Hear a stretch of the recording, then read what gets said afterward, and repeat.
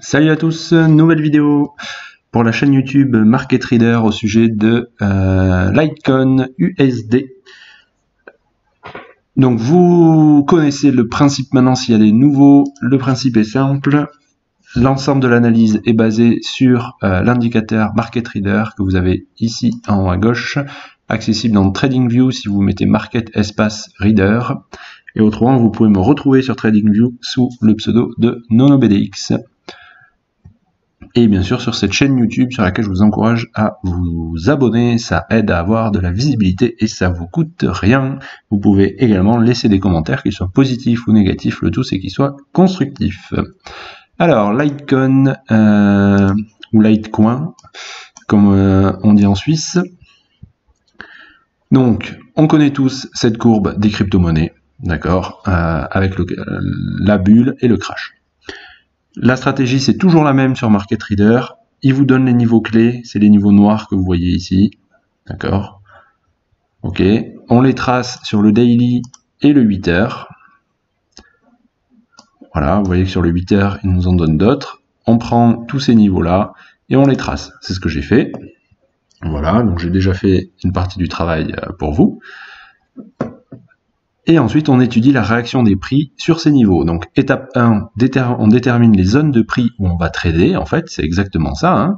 Parce que quand vous regardez le prix tout seul, vous n'avez aucune idée de si on est plutôt sur un bottom, enfin plutôt sur une zone où on peut se retourner à la hausse ou à la baisse, ou plutôt sur une zone où on va continuer la hausse ou continuer la baisse. L'idée de ces niveaux clés, c'est ça, c'est qu'on va réagir très probablement sur ces niveaux. Aperçu très rapide. Un niveau clé identifié ici, vous voyez, identifié le 12 décembre 2017, celui-là, si vous l'aviez noté, dès cette date-là, vous pouvez m'envoyer un message et en m'expliquant comment. Et on vient réagir dessus, sur cette zone-là, le 15 février 2018. Niveau découvert le 12 décembre 2017 à 1h du matin, on vient réagir pile dessus le 30 décembre. D'accord ? Niveau identifié le 9 décembre 2017, on vient réagir dessus le 2 février. On revient réagir dessus au mois d'avril. Ok, donc vous voyez la qualité anticipatoire de ces niveaux. Ok, et c'est exactement sur ces niveaux-là qu'on va chercher à trader. Autre exemple, niveau ici, on est venu pile dans cette zone-là. Ok, le trade du bottom était prenable car on avait le triptyque ou le dual gagnant parce qu'on était en extension Fibonacci ici, on avait une divergence, attendez, hop, on avait une divergence du prix et du momentum, je un petit peu, et on avait le signal de vente ici, donc on avait ce qu'il faut pour prendre ce trade ici, et on va retrouver la même chose un peu partout. Si on vient sur ce niveau-là, je vous montre aperçu rapide, hein. Après on passe à une analyse un peu plus sérieuse. Sur ce niveau ici qu'on est venu retracer, qu'on est venu retester, si je passe en 4 heures,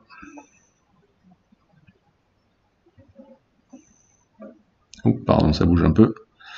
Hop, en 4 heures, on retrouvait bien une pattern de prise de profit de ce qui était bull sur cette zone-là, qui entraîne le retracement qui vient derrière. Idem ici. On retrouvait la pattern de prise de profit qui entraîne le retracement qu'il y a derrière. Donc, où on en est à l'heure actuelle? À l'heure actuelle, on va affiner un tout petit peu nos niveaux en créant ce que j'appelle les zones aimants. D'accord? On va repasser en 8 heures, je m'excuse. J'espère que ça vous donne pas trop envie de vomir. Hop, celle-là, on va la retracer mieux. Donc, vous voyez, j'ai un niveau ici. Tac. Ah, je vais le mettre un peu plus gros pour qu'on le voit. Il y avait un niveau juste là qui était fait aussi.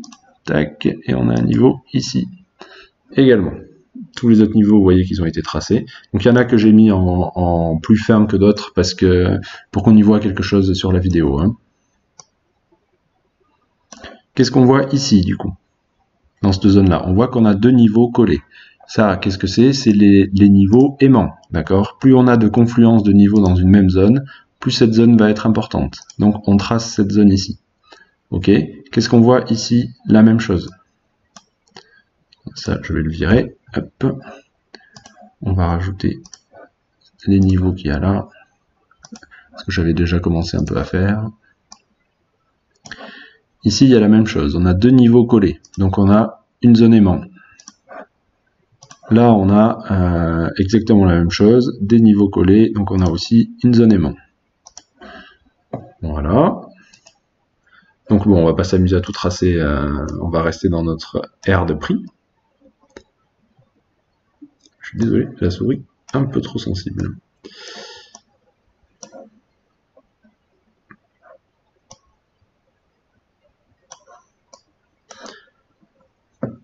Ok, donc, hop.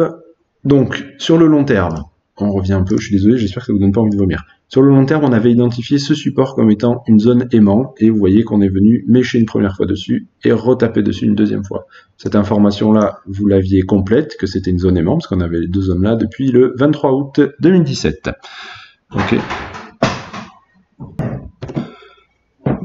Donc désolé, j'ai été coupé, je me rappelle plus où j'en suis, où j'en étais plutôt. Donc je vous disais, j'essaierai de couper au montage, mais je suis pas très doué, que on avait un niveau aimant ici, un niveau aimant ici, et un niveau aimant ici.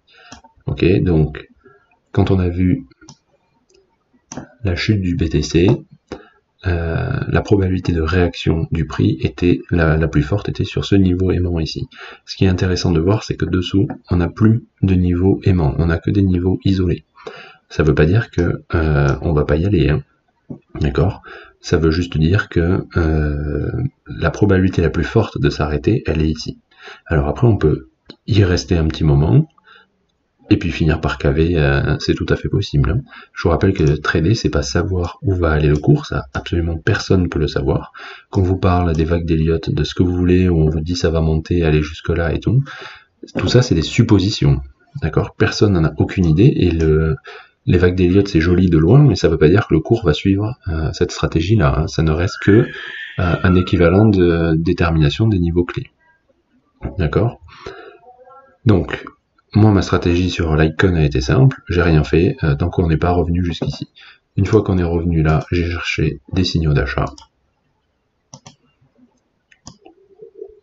Signaux que j'ai trouvés ici. Voilà, vous voyez, hein, on est venu pile dans la zone, hein, entre les deux niveaux clés identifiés, et on a trouvé deux patterns consécutifs de prise de profit, plus un petit triangle bleu. Et est-ce qu'il y avait une divergence? Plus une divergence RSI. Il y avait tout, d'accord. Là, il y a je vous parle du tiercé gagnant. D'ailleurs, j'en profite pour vous dire que la vidéo sur les stratégies d'entrée en trade est disponible. C'est à mon avis une bonne vidéo qui explique des moyens d'entrer en position. Donc là, il y avait tout, il y a plus que le tiercé gagnant, il y avait le quintuplé gagnant. Donc là, moi, clairement, j'ai acheté du LTC, pardon, ici. Et je le garde parce que je vise plus long terme que ce qu'il y a à l'heure actuelle. J'ai juste mis mon stop loss dessous. Voilà, c'est tout. Parce que si on vient tout casser, je rachète à 42. Et j'ai un ordre qui traîne à 33, c'est exactement la même chose que ETH. Moi je vous dis j'achète pour du buy and hold, d'accord? Donc je m'en fous si ça continue de descendre, j'en rachète sur tous les niveaux, parce que je suis pas all-in. Si je faisais de l'intraday ou du swing trading court terme ici, ben clairement il y avait un achat ici et une vente à faire sur le niveau clé qu'il y avait là, avec une pattern de prise de profit. Donc c'était assez straightforward ici. On voit bien hein, le prix entrée ici, niveau clé, pattern, sortie, et on retrace jusque là. Donc là, il y avait une opportunité de nouvelle entrée sur ces mèches ici, qui n'ont pas donné de signal H4. On peut aller voir s'il y a eu un signal H1. Ça m'étonnerait vu la gueule du truc, si vous voulez. C'est deux lignes droites. Ce qu'on peut regarder, voilà, c'est qu'il y avait, donc on était sur un support clé, même un support aimant, on était avec une confirmation d'achat ici, et une divergence. Okay. Donc ça c'est le triptyque gagnant aussi, hein. Si vous n'avez pas de pattern, c'est ce triptyque là que vous devez avoir. Et idéalement, vous devez voir, si possible, sur ces zones-là des bougies d'activité de smart money. Et c'est vrai qu'en voir ici, ça aurait été assez sympa. On voit qu'il n'y en a pas beaucoup sur Litecoin. Il y en a un peu ici. Si je cherche en H4,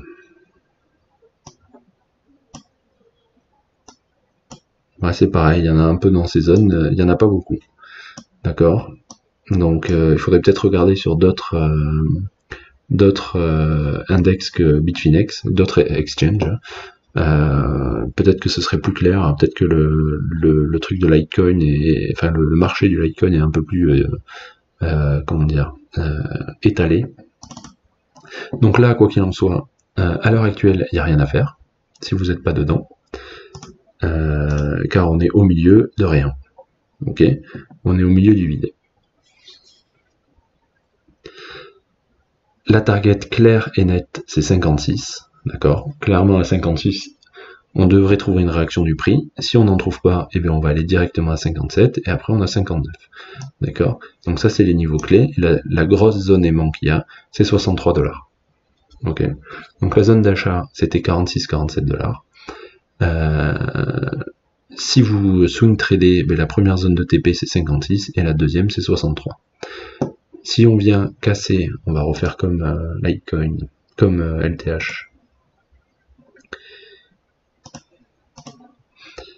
Si on vient casser cette zone-là, qu'on rebondit sur celle-là et qu'on revient là, il faudra chercher des signaux d'achat en horaire 30 minutes ou 15 minutes. Ok, pour re-rentrer sur cette zone-là, en espérant qu'on reparte vers le haut après. Vous voyez, parce qu'on a laissé quelques petits niveaux derrière. Ok, donc clairement ça ce sera une grosse zone à surveiller. Quand on va breaker cette zone, on pourra repasser très optimiste sur Litecoin. Si on se fait rejeter ici, eh bien, le support qu'il y a c'est celui-là, ça fera quand même un contact, deux contacts, ce sera le troisième contact. Alors s'il y a un signal, pourquoi pas. S'il n'y a pas de signaux, moi je renforcerai pas ici et j'attendrai le 42 $. S'il y a des signaux, je reprendrai. Ensuite, pour les retardataires, on peut passer en horaire d'ailleurs. Pour les retardataires, est-ce qu'il y a des niveaux? Hop. Donc qu'est-ce qu'on voit sur le horaire? D'accord. Alors, on voit sur le horaire qu'on a une petite zone à dessiner ici. Ok, où on a trouvé, je vais le mettre en truc comme ça. On avait une key zone ici, enfin un support clé ici, un support clé ici, ça fait une petite zone. Donc si jamais il y a un pullback qui se fait sur cette zone-là, que vous retrouvez une divergence sur petit UT, ou un signal d'achat, ce que vous utilisez habituellement, ou moi un signal d'achat sur Market Trader, c'est une occasion de reprendre pour prendre des profits ici. D'accord, pour potentialiser ce trade-là. Il y a des chances qu'on n'y aille pas en ligne droite quand même, mais on parle quand même des crypto-monnaies. Hein. En tout cas, ce qu'on voit, si on regarde les vagues RSI, c'est qu'on avait clairement une vague de montée ici, qu'on a cassé là, pour faire une vague de baisse qu'on vient de casser sur cette montée-là. Donc on a potentiellement une target qui est, donc si je prends la montée, que je la reporte au bas de la descente, qui est entre 1 et 1,618 pour prendre, c'est cette zone-là. Et qu'est-ce que vous voyez comme par hasard? Qu'au milieu de cette zone, on retrouve notre résistance émo. Et que juste au-dessus, on a une autre résistance. Voilà. Donc la target, c'est vraiment ici. À partir d'ici, là, je pense pas qu'on va retracer beaucoup. On va peut-être venir rechercher ce niveau, 52. Donc, pourquoi pas. Le gros problème de racheter ici, si on monte et qu'on revient, enfin, si on n'atteint pas cette zone ici, qu'on revient toucher ce niveau-là, le gros problème d'acheter là, c'est le stop. Hein. Le stop, il doit être ici. Vous visez ça au minimum. Vous avez plus de ratio pour acheter. Enfin, vous avez un ratio merdique 1 pour 1. Et si vous vous dites oui, mais il y a cette zone aimant ici, c'est que vous anticipez les cassures. Et il faut pas anticiper les cassures. Ok, ça c'est une erreur. Il faut garder des targets qui sont réalistes. Donc il y a ce niveau à surveiller. Après, si là on se retourne un peu, qu'on descend et qu'on stabilise sur ce niveau, pourquoi pas, hein, mais il faut être au courant que c'est une grosse zone à risque d'échec. Hein. Voilà, c'est une zone à risque d'échec de trade, car on peut très bien mécher pour revenir toucher ce niveau derrière. On voit quand même que cette zone en 1 heure, c'est une zone qui est quand même assez importante. On a plusieurs clés niveaux, là on a un niveau clé aussi dedans. Ok. Donc pour les retardataires, idéalement il faut racheter 51 si on y va. Et ça, je vous dis toujours, c'est sous réserve de signaux. Hein. Vous voyez que les signaux, on les a eu pour acheter il y a un petit moment. Là. D'accord. C'était où? Hop. D'accord, on les a eu ici pour acheter. Donc là, on est bien. Il faut pas courir après le prix. C'est la plus grosse erreur qui existe. En courant après le prix, vous allez acheter des sommets et vendre des bottoms. C'est comme ça que ça marche. D'accord. Là, si vous vous dites, bon, mais j'achète parce que c'est parti, mais non, ça se trouve, on va revenir ici, vous allez vous faire stop loss, et puis on va rebondir. Pareil, si on revient ici et que vous dites, bon, mais là, c'est ma dernière chance, j'achète, le problème, c'est que le stop, il doit être là. Vous avez un ratio qui est pas très bon. D'accord.